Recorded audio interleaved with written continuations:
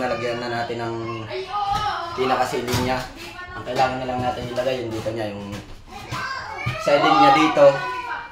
Para yun yung taklob sa ilaw, yun yung cube light. Yung cube ceiling niya.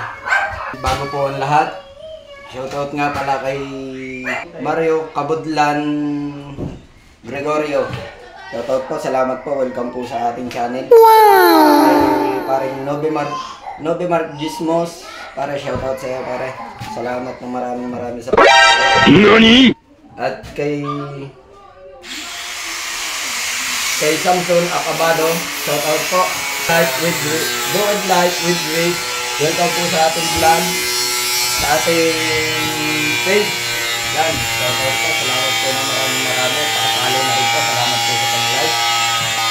At kay Alvin Katapang, shoutout po. Salamat po ng sa inyong pag-follow, pag-suporta sa ating page. Paring Romel Paharda Bumagat, para shoutout. Salamat po maraming sa iyo. Yan po, sila po ang mga bagong follower natin. Salamat po ng marami sa pag-follow at yung mga papalo pa. Huwag lang akong paluin. Follow na lang po, huwag lang akong paluin. Salamat po ng marami. A few moments later. Hindi pa dumadating yung ating ilaw kaya hindi pa natin ma-effect. Nahihirapan tayo maglagay ng ilaw kapag inunan natin itong siding niya. Dahil hindi yan nakadudukot. At ito ang yan. Ito yung pinakaloob niya. Ayan po ang ating kasamahan na si Kim Perubia, nagtatabas po ng plywood. Oh. Shout out sa mga kabataan dyan. Galaw-galaw din naman kayo. Po ang ating ginagawa. Bali, hinihintay pa natin yung ating strip light na panlagay dito. Kaya hindi muna natin malagyan ng ng siding.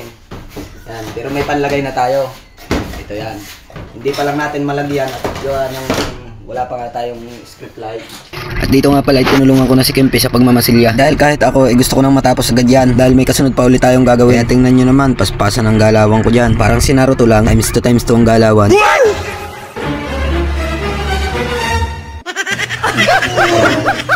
Oh, guys!